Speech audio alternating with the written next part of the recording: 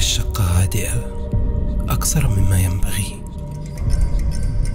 الضوء يرتعش في السقف، والماء يقطر بإصرار من صنبور مغلق، وقطة سوداء تجلس في الزاوية لا تنظر إليك بل إلى شيء خلفك، ثم تدرك أنك لست وحدك، ثم من يسكن المكان معك، لا يرى لا يلمس لكنه حاضر، يشعر بك، يتنفس قربك ويراقبك بصمت لا يشبه الصمت. إنه لا يحتاج إلى باب كي يدخل ولا إلى طقس كي يظهر، كل ما يحتاجه اتصال واحد.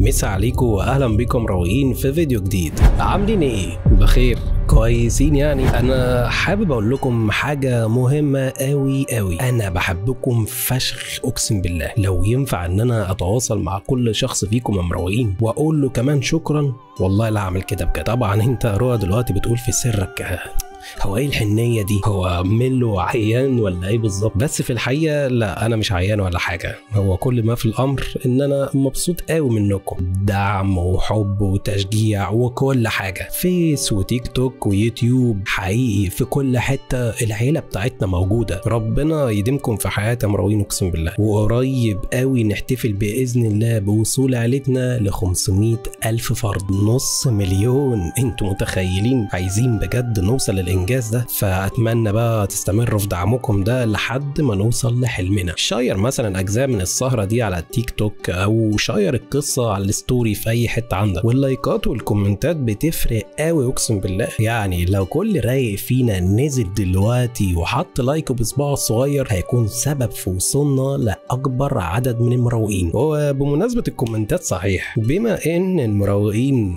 مش سالكين لبعضهم ومفيش ولا كومنت مش بيكون عليه تفاعل، فانا قررت اغير اللعبه وهنعمل لعبه جديده نوفي، وما اتعملتش قبل كده غير عند تقريبا مليون شخص غيري يعني. وهي بقى ان احنا ثواني بس هنجيب البتاعه الصغيره دي برضو، ثواني اهو بتاع ما تحاولوش تفهموا غلط، البتاعه الصغيره دي، وهفضل شايل اللعبه دي بعيد عن نظركم تماما طول الفيديو، وهاجي في لحظه معينه وهظهرها في مكان ما حواليا، مكتب هنا، المهم ان هي تظهر لمده معينه في الفيديو، والمروق المركز بس في السهره هو اللي هيلمح مكانها والوقت المعين اللي ظهرت فيه، وهينزل كده في الكومنتات وهيقول لي هي ظهرت امتى وفين. ويلا بقى ورونا انتوا مركزين معايا ولا لا، واللي هيجيبها صح الكومنت بتاعه هيظهر معايا في السهره الجايه. الاهم بقى خلينا نطفي البتاع اللي فصلت دي ونشيلها ايه في جبنه، ونقوم بقى نعمل ايه قهوتنا المظبوط ونرجع. وادينا جبنا قهوتنا، نبدا بقى ايه نصبها ونروح كده مع بعضينا. واحنا بنصبها نروح فين؟ ناخد ركن كده هادي ونعزل في اوضتنا ونطفي فيه النور، يعني لا مؤاخذه كده في الكلام. ومن بعدها نحط السماعات في ودننا وننزل كمان زي ما قلت لكم نحط اللايك بصبعنا الصغير على السهره تحت. ومن بعدها ناخد بق من القهوه ويليها نفس عميق قوي عشان نقول كلنا في نفس واحد بسم الله، فلنبدأ.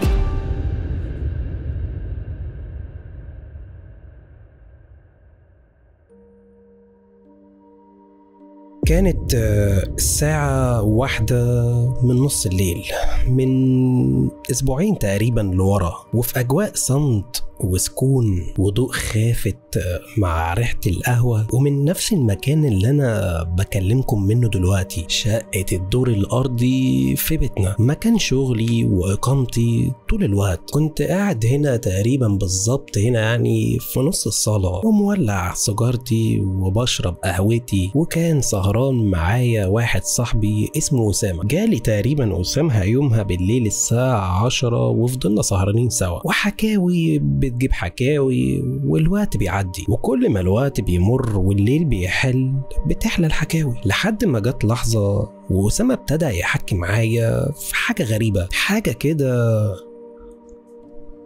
ما سمعتش عنها قبل كده نهائي. قال لي ميلو، هو انت سمعت قبل كده عن موضوع الرقم 504؟ فانا قلت له 504 يا سمسم، مش دي نوع عربية تقريبا؟ قال لي ايه ده؟ هو انت بتهزر ولا ايه؟ انت بجد ما تعرفش ايه الموضوع ده؟ ده يا معلم في كذا حد من المعارف حكالي عنه، ولما بحثت بنفسي عن الرقم ده على النت اكتشفت ان الموضوع مرعب قوي. وانت عرفنا ميلو ان انا بخاف من الحاجات دي، بس كان عندي كده فضول اسألك يمكن تعرف. فانا وقتها قلت له لا، أنا تقريبا أول مرة أسمع عن الموضوع ده منك، يطلع إيه الرقم 504 ده؟ فأسامة في لحظتها مروقين لقيته بص كده حواليه في الشقة بهدوء غريب، وابتدى من بعدها بصوت خافت يقول لي الرقم 504 ملواني تقدر عن طريقه تتواصل مع الجن. ولما بحثت على النت لقيت ناس كتير بتحكي قصتها وتجاربها مع الرقم ده، وقصصهم كلها مرعبة، وبيقولوا انهم بيتواصلوا معاهم، وكمان هم بيظهروا لهم من بعد نص الليل وبيتحركوا حواليهم في المكان وبيتكلموا معاهم وبيحذروهم، وحاجات كتيرة غريبة ومرعبة قريتها منه. وده خلاني الصراحة خاف ان انا اجرب ارن على الرقم 504 ده، وجيت لك علشان اسألك لو تعرف عن الموضوع ده حاجة يعني. فانا وقتها مروين كنت ماسك كوبايه القهوه زي كده والله بالظبط، وباصص له كده وهو بيحكي، ومن بعدها لقيت نفسي ببتسم كده وبقول له هو ايه الهطل اللي انت بتحكيه ده يا سمسم؟ هما شركه اتصالات يعني علشان نكلمهم على الرقم ده ونتواصل معاهم؟ مفيش الكلام ده يا ابني، وبطل هبل. انا عارف انهم حوالينا في كل وقت وسامعيننا كمان، ويمكن يكون في حد منهم قاعد جنبك كمان، او في حد فوق الراس دلوقتي وانا بكلمك، وده شيء معروف ومذكور في القرآن يا سمسم. لكن اللي انت بتحكيه و504 ومكالمات ومش عارف ايه بصراحة ما يدخلش الدماغ حقيقي، يعني ده كلام ملوش اساس من الصحة. فبلاش يعني اسامة تصدق اي حاجة بتقراها على النت. فاسامة وقتها مروين لقيته بص لي كده وقال لي يمكن والله اعمل له وتكون اشتغلت، بس كلام الناس واللي بيحكوه بالتفاصيل خلاني احس ان ده حقيقي يعني. قلت له لا، كله بيعرف يألف وبيكذب، فما تصدقش حاجه تاني. فهز لي راسه وقتها كده اسامه، ومن بعدها لقيته ماسك تليفونه وبص فيه كده وقال لي يا لهوي يا اسطى، ده الساعه 2، كفايه يا عم عليا كده، انا راح اروح علشان عندي شغل الصبح. فانا قلت له ماشي يا عم قشطه خلاص، بس ايه ببان كده وما تختفيش. فضحك وقتها وقال لي حاضر، ومن بعدها سابني ومشي. وقمت انا في لحظتها وراه وقفلت الباب ورجعت مروين، قعدت مكاني كده في الشقة ليلتها، وفضلت وانا قاعد كده وساكت. ومن بعدها رحت ماسك تليفوني وبصيت له شوية كده، ومن بعدها لقيت نفسي ببتسم كده وبقول لا يا عم، اكيد كذب ومفيش الكلام ده، الرقم ايه وهبل ايه اللي احنا نقدر نكلمهم بيه ده؟ وفضلت مبتسم كده انا باصص في التليفون بتاعي وقاعد مش مهتم بالموضوع يعني. وفجأة ابتدى الفضول يلعب في عبي، وفتحت جوجل في وقتها وابتديت ان انا ابحث عن الرقم 504. الله، ده كلام الولا اسامه طلع حقيقي فعلا. في ناس بتحكي قصص بجد هناك، وبيقولوا انهم تواصلوا مع الجن وشافوهم كمان، والكلام شكله مش تأليف وباين عليه حقيقي فعلا زي ما قال اسامه. الفضول الصراحه كده ابتدى يزيد عندي في لحظتها، ولكن لقيت عقلي انفاصل مره واحده كده وقال لي جرايه ميلو، هو احنا من امتى بنصدق الهبل اللي بيتقال على النت؟ فكك يا عم كده وقوم بينا نروح ننام. وفعلا مروين قمت وقتها وابتديت اطفي نور الشقه كلها، ودخلت على اوضه نومي وقفلت ورايا الباب، ورحت على السرير وابتديت افرشه، وبصيت على الساعه في تليفوني لقيتها 2:15 الليل. فرميت التليفون بتاعي على المخده جنبي وقمت فارد ظهري على السرير وغمضت عيني علشان انام. ولكن لحظتها لقيت عيني فتحت وابتديت اتعدل مكاني كده على السرير، وقعدت وقمت مشغل لمبة الاباجورة جنبي وسحبت تليفوني من على المخدة وقمت ماسكه في ايدي كده وانا مركز فيه قوي، وحرفيا الفضول وقتها كان قاتلني وعمال اسمع في عقلي جملة واحدة بس: هتخسر ايه لو جربت بنفسك؟ علشان في وقتها لقيت نفسي بدأت اكتب في جهات الاتصال رقم 504، وقمت من بعدها رانن عليه وحطيت التليفون على ودني وانا جوايا احساس بالخوف والفضول المميت ومستني الشبكة تجمع علشان يرن. ولكن فجأة سمعت الجملة دي فلقيت نفسي كده ضحكت ونزلت التليفون من على ودني وانا بقول لنفسي انا كده استريحت، الموضوع فعلا بلح وملوش وجود. ومن بعدها قمت رامي التليفون بتاعي على المخدة جنبي وطفيت لمبة الاباجورة ونمت.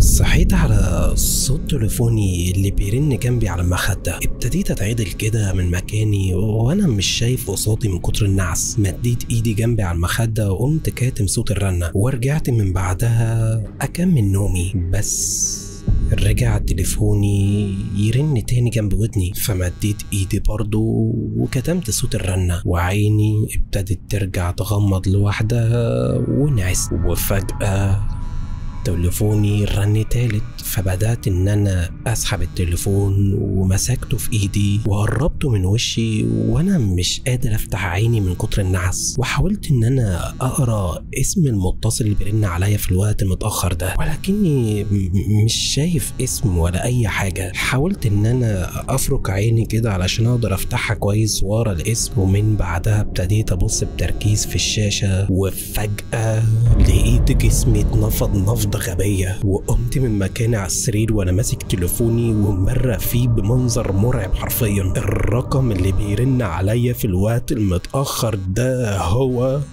504. تليفوني وانا ماسكه في ايدي كان بيترعش برعشه غبيه، كان نابع من خوف مميت جوايا في لحظتها وانا ببلع ريقي وببص حواليا في الاوضه. ومن بعدها مروقين قمت رادت على الرقم. سكوت تام، مفيش نفس في المكالمه نهائي. بدات بكل خوف في نبرتي اقول الو، مين معايا؟ ما سمعتش الرد تماما وفضل السكوت مسيطر على المكالمة. الخوف في لحظتها خلاني اقفل، ومن بعدها بدأت ابص حواليا كده وانا بقول يعني ايه؟ هو الموضوع بجد ولا ايه بالظبط؟ حاولت ان انا اتمالك اعصابي شوية في لحظتها وقمت حاطط التليفون جنبي على الكومودينو وبدأت احاول ان انام تاني، بس الموضوع كان صعب قوي عليا. فبدأت ابص كده جنبي وقمت مشغل لمبة الاباجورة وفضلت قاعد على ضوءها الخافت مكاني على السرير لحد ما قلبي يهدى واطمن واعرف انام. بس في ظل ما انا كنت قاعد وبحاول ان انا اهدى، تليفوني اللي على الكومودينو رجع يرن. بصيت جنبي بعيني كده عليه وابتديت في لحظتها ابرق والرعب يملأ قلبي من تاني. ده نفس الرقم بيرن عليا تاني، 504. الخوف سيطر عليا قوي وابتديت امد ايدي واسحب التليفون وامسكه في ايدي وفضلت باصص على الرقم وهو بيرن قصادي وانا مش عارف ارد ولا اعمل ايه. ولكن فجأة لقيت عقلي بيقول لي مفيش حاجة، الرد عادي يا ملواني، ايه اللي هيحصل يعني؟ وقمت في لحظتها رادد على المكالمة ومن بعدها حطيت التليفون على ودني.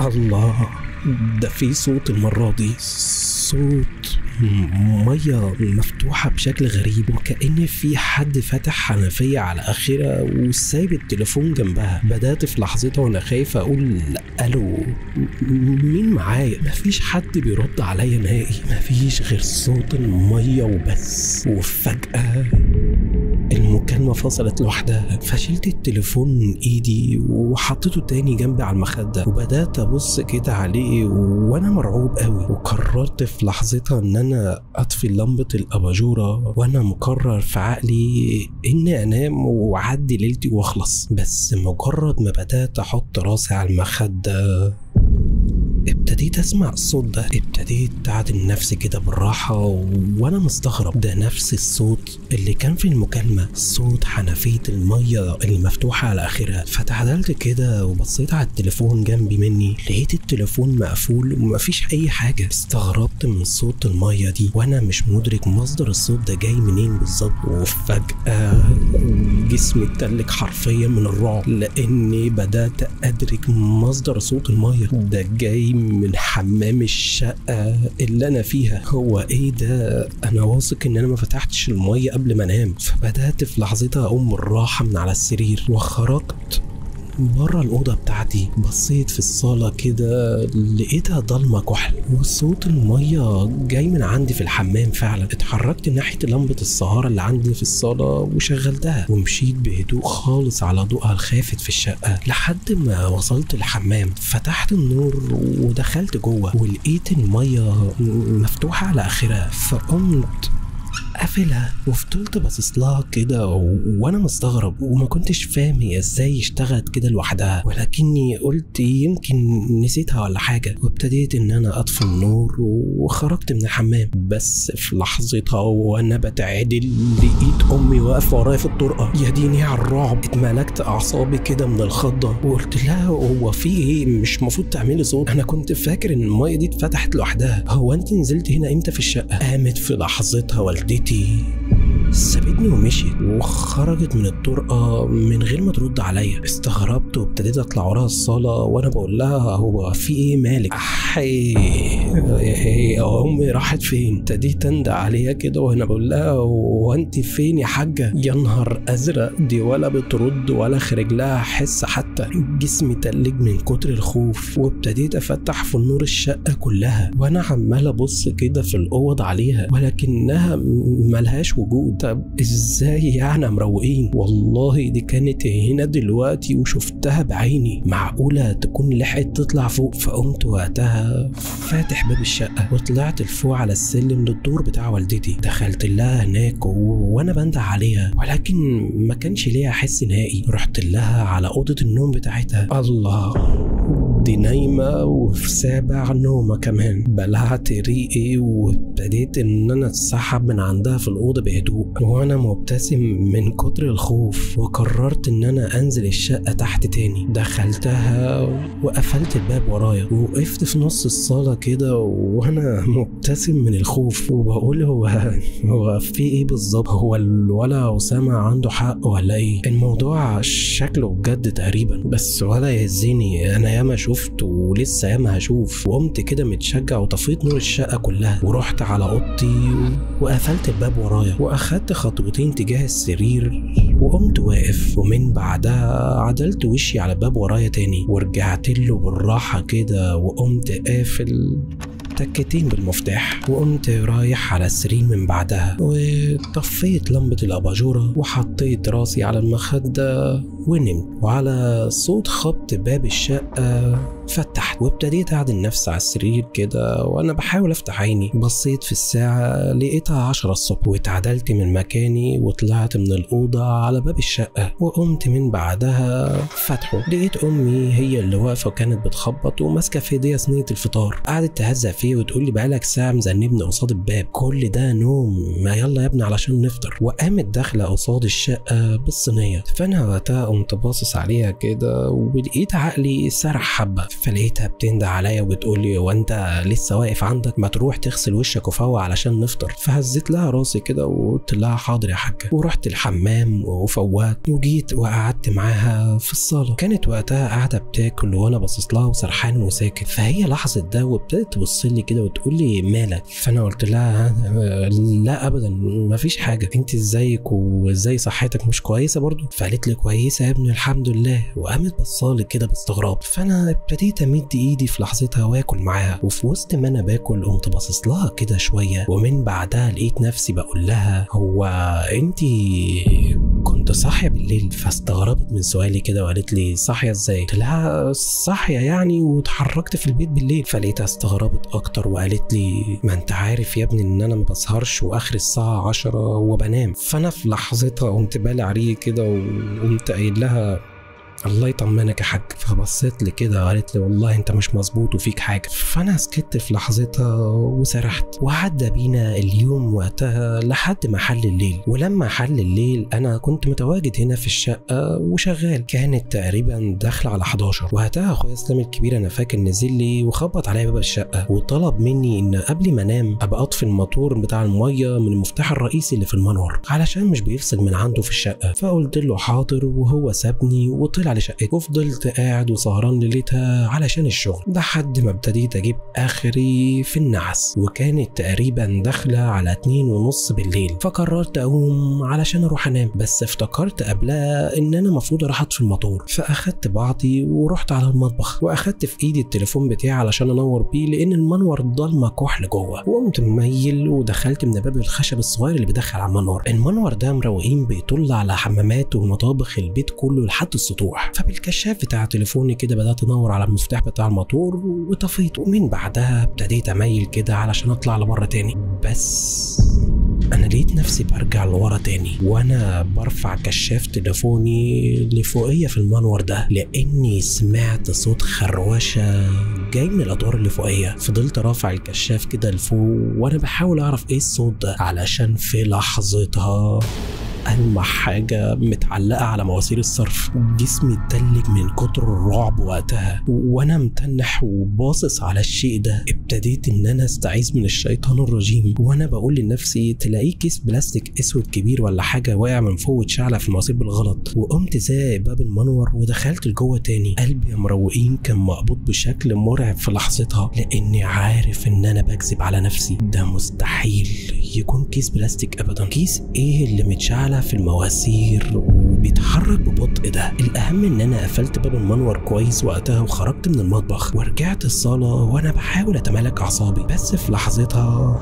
تليفوني رن في ايدي. فبصيت كده لقيته اخويا اسلام الكبير. رديت عليه ولقيته بيسالني هل طفيت الموتور ولا لا. عرفته ان انا طفيته وقمت قافل معاه. ومن بعدها ابتديت وانا قلب مقبوض اتحرك على الاوضه. دخلت وقعدت جوه على السرير لحد ما ابتدى قلبي يهدى من القبضه اللي كانت فيه. ومن بعدها قمت طافي لمبه الاباجوره وحطيت راسي على المخده وابتديت اغمض جفن عيني واحده واحده لحد ما نمت.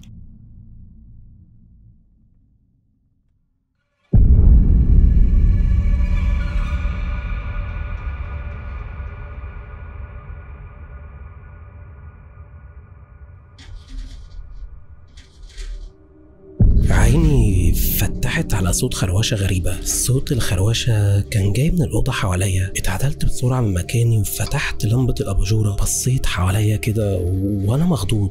مفيش حاجه غريبه. قمت من على السرير وابتديت ان انا ابص كده في كل حته. اطمنت ان مفيش اي حاجه، بس برضو رحت تحت السرير وميلت وبصيت. الاوضه كانت تمام مفيش حاجه، بس هو ايه صوت الخروشه ده؟ علشان في لحظتها لقيت ودني سمع صوت الخروشه ده من تاني، بس كان جاي من الدور اللي فوقيه بتاع والدتي. قلبي اطمن وقتها وارتحت. بدأت ارجع مكاني تاني على السرير وقمت طافي لمبة الاباجورة. ومجرد ما غمضت عيني سمعت الصوت ده. اتعدلت من مكاني بسرعة وانا بقول هو في ايه؟ هو ايه الصوت الغريب ده؟ ولكن مرة واحدة الصوت اختفى وفجأة رجع تاني علشان ادرك في لحظتها ان مصدر الصوت ده هو تليفوني اللي بيرن. بدأت ابص حواليا على السرير ولقيت التليفون بتاعي تحت المخدة. سحبته وهو بيرن ومسكته في ايدي وابتديت ابص على اللي بيرن عليا في الوقت المتأخر ده من الليل علشان ألقى في لحظتها عيني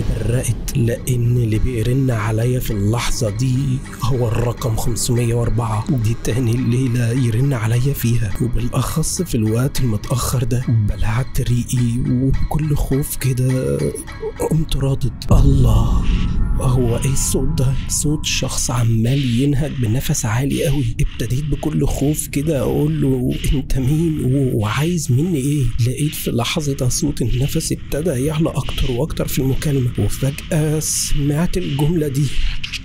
ومن بعدها باب اوضتي خبط والمكالمة فصلت في لحظتها وجسمي اتشلت حركته وانا مكاني على السرير وببص بعيني تجاه الباب اللي خبط دلوقتي. نبضات قلبي كانت زايدة بشكل غريب. فضلت مكاني بتنفض وانا باصص للباب لحد ما لقيته اتفتح بالراحة. الله، هو ايه الرعب ده؟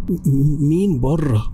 مين بره يا جدعان؟ مفيش حد بيرد عليا. ابتديت ان انا اخبي وشي بالغطا اللي عليا، وكنت بتنفض وانا باصص بعينيا على الباب اللي اتفتح لوحده دلوقتي، وحرفيا الصمت كان حالل على الشقه بره. مفيش نفس ولا اي حركه لاي مخلوق. فضلت مكاني والخوف مسيطر عليا، ومفيش اي حد دخل الاوضه لحد اللحظه دي. فضلت قاعد ومراقب الباب بالصمت مخيف لحد ما قررت ان انا اقوم من على السرير بالراحه علشان اشغل النور حواليا واطلع لبره ابص بنفسي. ولكن مجرد ما ابتديت ان انا اتعدل من على السرير، باب الاوضه اترزع لوحده. الخوف سيطر على قلبي اكتر واكتر. ما كنتش عارف اعمل ايه وقتها. قررت ان انا امسك تليفوني بسرعه وارن على اخويا ينزل لي من فوق، ولكني مجرد ما مسكت تليفوني لقيته بيرن في ايدي، ومن نفس ذات الرقم 504. بكل خوف ورعب وانا متنح وخايف اني ارد بسبب من ممكن يحصل. ولكني لقيت نفسي فجأة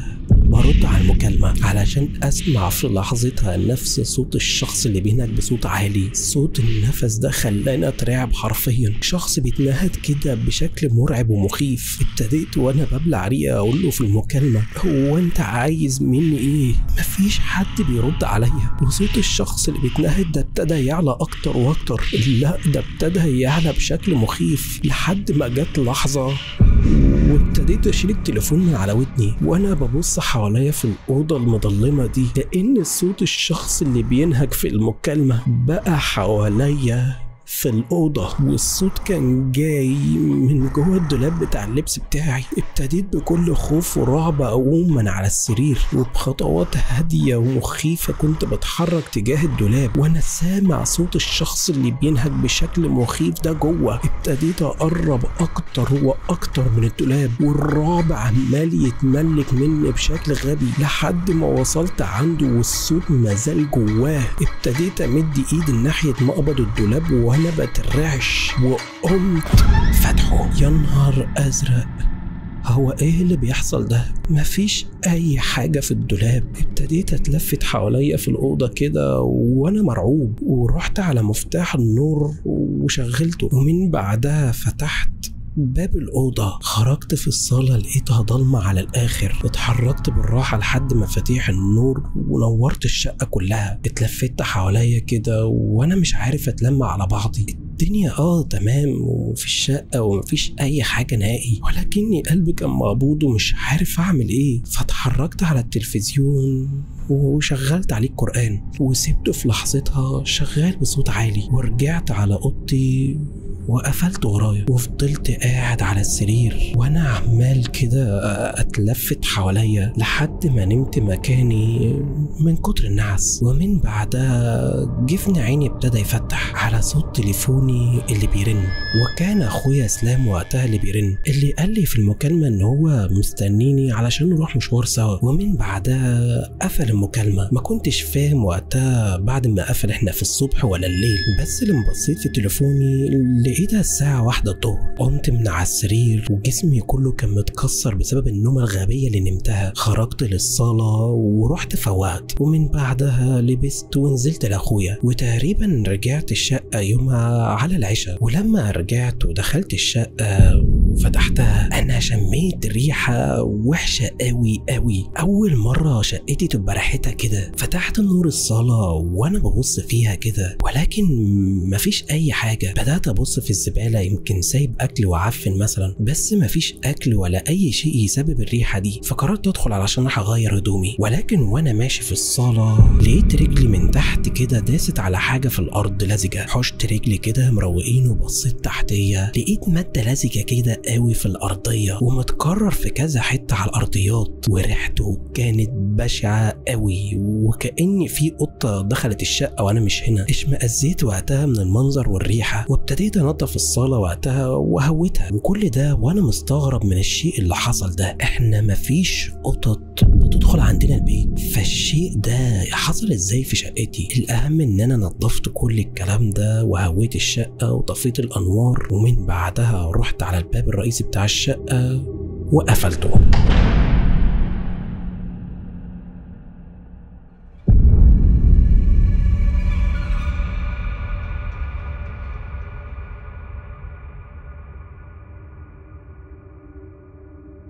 الليل حل عليا وانا شغال، والساعة كانت وصلت 3:30 الليل. نور الشقة كله كان مطفي، وسايب لمبة السهارة في الصالة جايبالي نور خافت، وقاعد على الكرسي قصاد المكتب بتاعي وشغال وبشرب قهوتي وسجارتي وقاعد مندمج على الآخر. ولكن وفي ظل ما انا قاعد ومركز، باب الشقة بره اتفتح. استغربت كده، بصيت في الساعة وانا بقول مين دلوقتي صاحي في البيت ونزل هنا عندي، وقمت قايل في لحظتها مين بره تعالى، ولكن محدش رد عليا. فميلت كده وانا قاعد على الكرسي وبصيت، الله ده مفيش حد دخل الشقة فعلا. فقمت من على الكرسي كده وابتديت اطلع لبره في الصالة وانا بقول مين، ولكن اول ما خرجت الصالة لقيت قطة سودا واقفالي.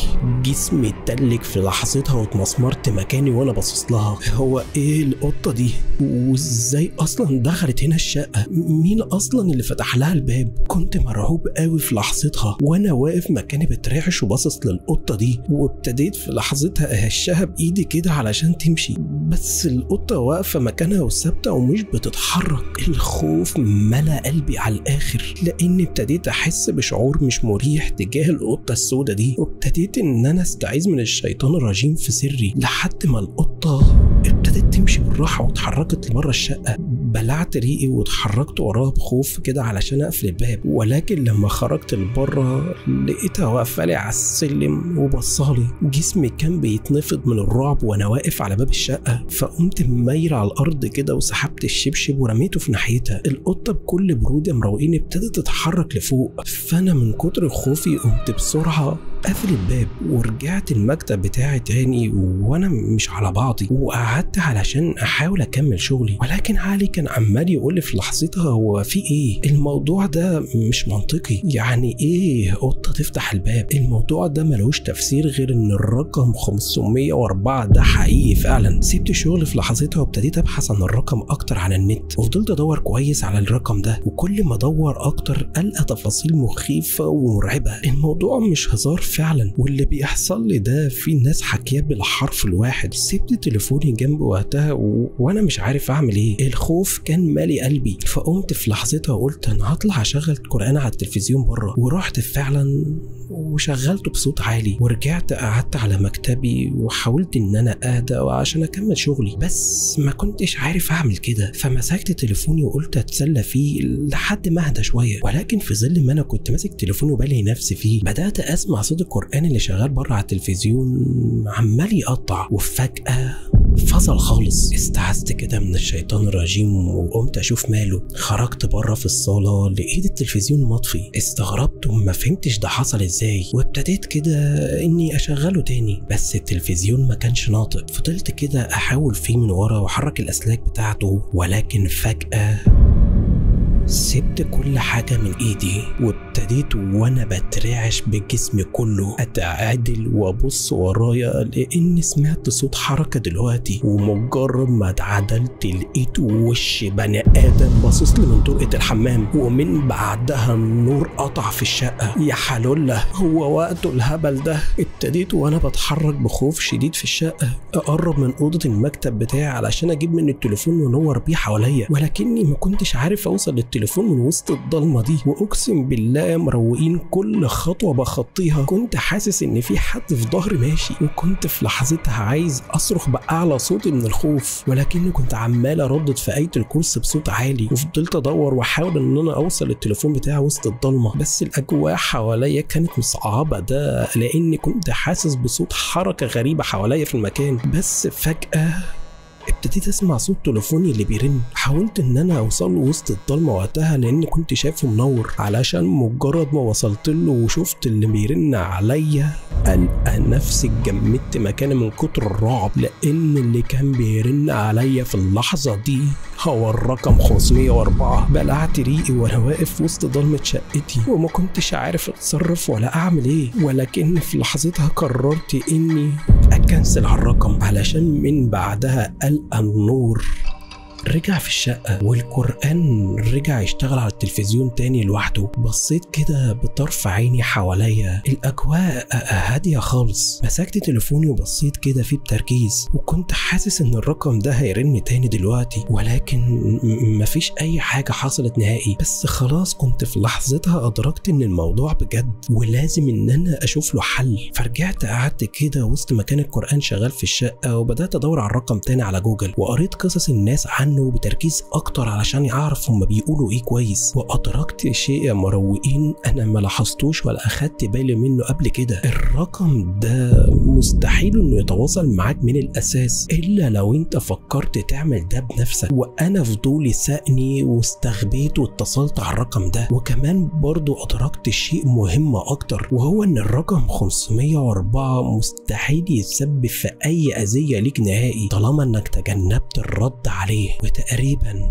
أنا عملت الشيء الصح أخيرا ليلتها بعد ما عشت 3 ليالي مرعبة بسببه، أو تقدر تقول إن كل ده كان بسبب فضولي. الرقم ده بقاله 2 أسبوعين أهو مش بيرن عليا، وحياتي رجعت طبيعي قوي. وصحيح أنا لما بصيت في سجلات المكالمات ما لقيتش وجود نهائي للرقم 504، بس أنا عارف كويس هو اختفى ليه، لأن الرقم ده مش مجرد رقم طبيعي، ده باب من الأبواب اللي بتخليهم يدخلوا حياتنا. إياكم مروقين تجربوا اللي أنا عملته ده، وروحوا بنفسكم وابحثوا عن الرقم 504 واقروا قصص الناس عشان تدركوا قد ايه ان الموضوع مرعب. ما تخلوش الفضول يتسبب في اذيتكم، لاني والله اعلم الموضوع خلص ولا لا، لاني معظم الناس اللي حكت القصص بتاعتهم قالوا شيء مرعب بالنسبه لي، وهو ان الرقم 504 مش دايما بيكون الحل معاه انك ما تردش عليه، لا ممكن ما يكونش ده حل نهائي، لان في ناس حكت وقالت انهم كنسلوا على الرقم ده ومرضوش يردوا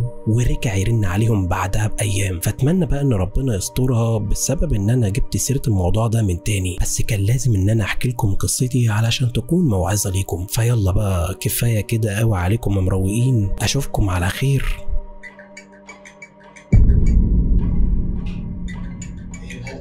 مش عارف مين اللي بيرن عليا. يا اسطى يا اسطى، ده هو يا اسطى. اقفل يا اسطى، اقفل يا اسطى، اقفل يا اسطى، اقفل.